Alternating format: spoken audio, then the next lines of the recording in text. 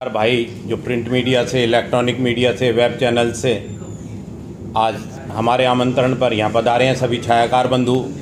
आप सबका petroleum dealer welfare association की इस हरियाणा की इस प्रेस वार्ता में आप सबका हार्दिक स्वागत करता हूँ। एक बार मैं औपचारिक रूप से आपका परिचय करवा दूँ। हमारे साथ बैठे हैं मिस्टर अशोक जुनेजा जी, हमारे डिस्ट्रिक्ट के जनरल सेक्रेटरी हैं।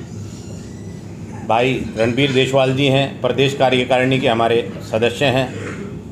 मैं संजीव चौधरी, प्रदेश अध्यक्ष Haryana petroleum dealer welfare association Haryana. Parminder Khatri ji हैं, हमारी सोनीपत ज़िले के प्रधान हैं पीडीडब्ल्यूए के। बटला जी, सोनलाल बटला जी तो परिचय के मोहताज ही नहीं हैं, ये पीडीडब्ल्यूए के कोषाध्यक्ष हैं।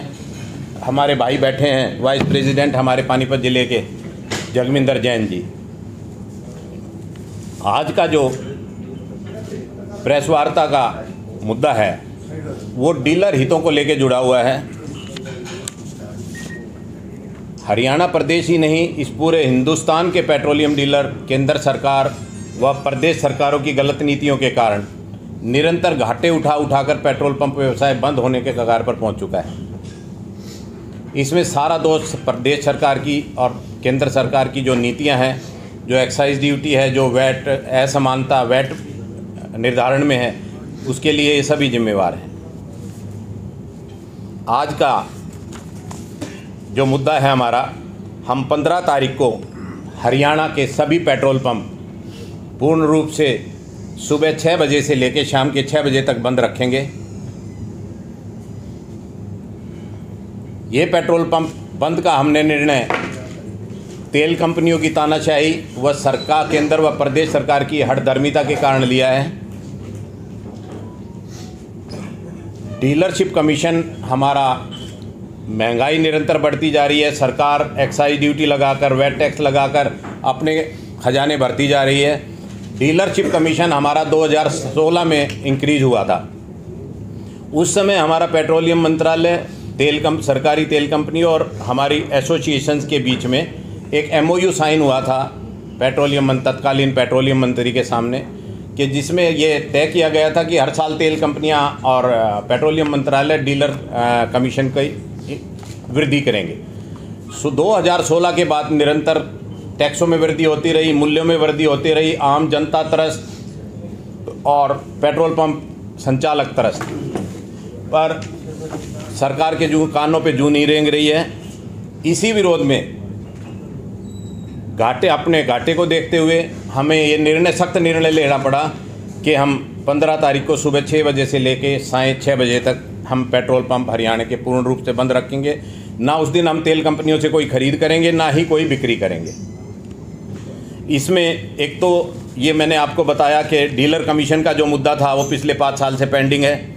इसमें हमारी मुख्य मांग जो है केंद्र सरकार से और तेल कंपनियों से है कि पिछले 5 साल का जो हमारा डीलरशिप कमीशन था वो कमीशन इंक्रीज करके 5 साल के एरियर के साथ तुरंत रूप से भुगतान किया जाए, ताकि पेट्रोल पंप व्यवसायियों को एक आर्थिक सहायता मिल सके।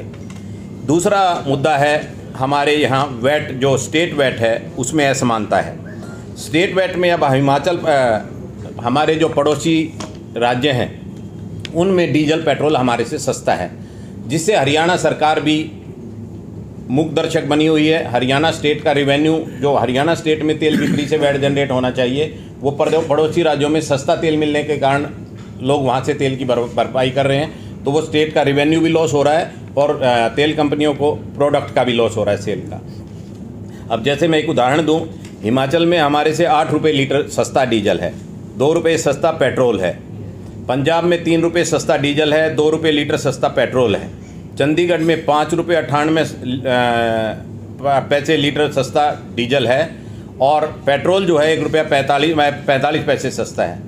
सेंट्रल गवर्नमेंट से हम गुजारिश करते हैं कि जब तक पेट्रोलियम प्रोडक्ट्स को जीएसटी में नहीं लाते तब तक सभी स्टेट्स में समान वैट दर लागू की जाए, ताकि डीलर्स को, जो बॉर्डर एरिया के हमारे हरियाणा के डीलर हैं, पंचकुला के हैं, यमुनानगर के हैं, चाहे हमारे इधर कैथल के, कलायत के, जींद के, सिरसा के, ये जो हमारी पंजाब के साथ लगती बेल्ट है, इन सारे पेट्रोल पंप डीलरों को सेल का लॉस हो रहा है और सरकार को वैट राजस्व का घाटा हो रहा है।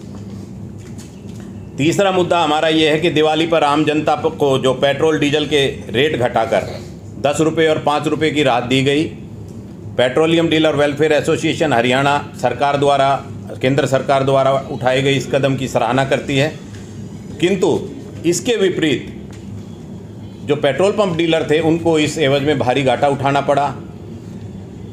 माह के अंत में पेट्रोल डीजल ये अपनी सरकारी तेल कंपनियां अपना सेल वॉल टारगेट पूरे करने के लिए डीलर्स के टैंक फुल करवा देती हैं। सबके टैंक फुल थे, त्योहारी सीजन था, दिवाली के बाद विश्वकर्मा डे था, रिफाइनरी की छुट्टी थी, तो सभी डीलर्स ने 4-4, 5-5 दिन का स्टॉक रखा हुआ था। सरकार ने अचानक जो बिना किसी उसके सूचना के जो वैट वो सेंट्रल एक्साइज कम की, एक जो हमारा नॉर्मल पेट्रोल पंप डीलर है उसको 3 से 4 लाख रुपए का घाटा, और जो हमारे जो हाई सेलिंग डीलर हैं उनको 30 से 40 लाख रुपए तक का भी घाटा उठाना पड़ा है। हम केंद्र सरकार से और तेल कंपनियों से ये मांग करते हैं कि जो प्रोडक्ट हमने वैट और एक्साइज, सेंट्रल एक्साइज दे के ख़रीदा था और आपने एक्साइज कम कर दी, उसका जो घाटा है, टैक्स का जो वेरिएशन है, हमने अगले दिन घटे हुए वैट और जी है उस पर ये एक्साइज पे बेचा है, वो जो वेरिएशन है उस घाटे की हमें केंद्र पूल से या तेल कंपनियों के पूल से तत्काल हमारी भरपाई की जाए।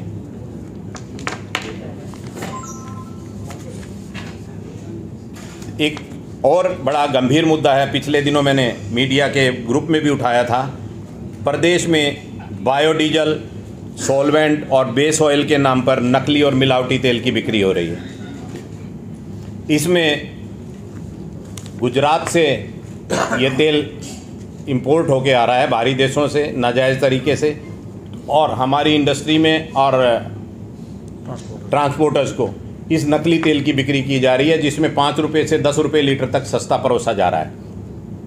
ये सारा कार्य पेट्रोल पंपों के माध्यम से ना होकर, आप देखते होंगे कि तेल के बाउजर छोटी छोटी गाड़ियां टैंक लगा के घूमती हैं, कहीं भी खड़ी होकर रिफ्यूलिंग करने लग जाती हैं। वो पेट्रोल पंप समानांतर एक इलीगल नाजायज़ पेट्रोल पंप व्यवसाय चला रहे हैं, गलत डीजल बेच रहे हैं, मिलावटी डीजल बेच रहे हैं। तो उससे भी पेट्रोल पंप व्यवसायियों को तो घाटा हो ही रहा है। जो ओरिजिनल प्रोडक्ट उस प्रोडक्ट के एवज में बिकना चाहिए था, उससे सरकार को भी, प्रदेश सरकार को भी राजस्व का घाटा हो रहा है। हमारी प्रदेश सरकार से ये मांग है कि इस नकली डीजल की जो बिक्री प्रदेश में हो रही है, इसको तत्काल रूप से रोका जाए। पिछले दिनों मैंने ये मुद्दा उठाया था, तो प्रदेश सरकार के जो हमारे खाद्य एवं आपूर्ति विभाग के ACS हैं, मिस्टर अनुराग रस्तोगी, हमारे ज़िले के डिप्टी कमिश्नर भी रहे हैं, उन्होंने मीटिंग के लिए बुलाया था हमें। तो मीटिंग में हमने ये मुद्दा रखा, साथ के साथ वो एक्साइज एंड टैक्सेशन के भी ACS हैं। तो दोनों मुद्दे एक ही अफसर की टेबल पे डिस्कस हुए। तो उन्होंने आश्वासन दिया कि हम जल्दी इसमें कोई राहत देंगे, पर उनकी तरफ से भी कोई राहत की घोषणा अभी तक नहीं की गई है। इस सब को देखते हुए हमने अंत में ये कठोर निर्णय लिया कि प्रदेश के पेट्रोल पंप एक दिन के लिए सांकेतिक रूप से बंद, पूर्ण रूप से बंद किए जाएंगे। तेल कंपनियों से हम कोई तेल की परचेज नहीं करेंगे, केवल मात्र इमरजेंसी सेवाएं, एम्बुलेंस, फायर ब्रिगेड और कोई अन्य ब्याह शादी की गाड़ियां, विवाह शादी का जो बारात की गाड़ियां होंगी, उनको हम तेल मुहैया कराएंगे। और हरियाणा प्रदेश के सभी पेट्रोल पंप डीलरों से भी मैं आह्वान करता हूं कि इस व्यवसाय को घाटे से उबारने के लिए, इस मरते हुए व्यवसाय को बचाने के लिए आप सब एकजुट होकर इस हड़ताल में शामिल हों, साथ दें। हमने एक कठोर निर्णय और लिया है, अगर कोई डीलर भाई 15 तारीख को 12 घंटे के लिए पेट्रोल पंप बंद नहीं रखेगा, तो एसोसिएशन के सभी साथी मिलकर और जिला एसोसिएशन मिलकर उसका सामाजिक बहिष्कार करेंगे और 50,000 रुपये का आर्थिक दंड हमने तय किया है। अगर कोई पेट्रोल पंप खोलेगा तो 50,000 रुपये का आर्थिक दंड और सामाजिक बहिष्कार का भागी होगा। सबसे पुनः निवेदन करूंगा प्रेस मीडिया के भाइयों के माध्यम से कि आप सभी हरियाणा के पेट्रोल पंप डीलर इस स्ट्राइक में एकजुट होकर सरकार को ये संदेश दें, तेल कंपनियों को ये संदेश दें कि अब हम और तानाशाही नहीं सह सकते। हमारा कारोबार बंद होने के कगार पर आ चुका है। इसमें हमें तुरंत ये जो हमारी मांगे हैं तुरंत पूरी की जाएं, अन्यथा हम सारे पेट्रोल पंपों की चाबियां हरियाणा सरकार के मुख्यमंत्री श्री मनोहर लाल खट्टर जी को सौंपने को बाध्य होंगे। जी एक बात, 15 नवंबर की जो हड़ताल है सरकारी पंप मेरे ख्याल 1 दर्जन से ज्यादा है, पानीपत और आसपास स्काईलार्क है, ओवरऑल हरियाणा में 23 पंप है, वो इसमें शामिल नहीं रहेंगे। सरकारी है वो सरकारी हैं जी, बेसिकली उनको नुकसान भी नहीं हुआ। हड़ताल करी आज 13 तारीख है। हाँ जी, एक दिन का टाइम है, 15 की हड़ताल है। कोई ऑफिशियल लेवल पे कोई बातचीत नहीं हुई? जैसे आपने उनको कहा, उन्होंने कोई मीटिंग करने की, मनाने की कोशिश नहीं की? हाँ, हमारे को तो हमने पूरे हरियाणा प्रदेश में जिला स्तर पर हमारी एसोसिएशन के जो हमारे ऑफिस बीरर थे उन्होंने जिलाधीश के माध्यम से सरकार को ज्ञापन सौंपे हैं। उसके बावजूद ACS साहब से मेरी 8 तारीख को मीटिंग हुई है। मैंने बताया आपको, जब मैंने ये बायोडीजल का मुद्दा अपने पत्रकार साथियों के ग्रुप में उठाया था और अपने पेट्रोलियम डीलर एसोसिएशन के भी ग्रुप में उठाया था, तो उसके बाद सरकार की तरफ से मुझे व्यक्तिगत कॉल आई कि आप इस मुद्दे पे थोड़ी रोशनी डालें, सरकार अनबिग है नकली तेल बेचने की, और आप वैट का जो वेरिएशन है इसके बारे में भी। तो मैं ACS साहब से, हमारा प्रतिनिधिमंडल मिला था मिस्टर अनुराग रस्तोगी से 8 तारीख को, तो उनसे विचार विमर्श हुआ, पूरा डिटेल डिस्कस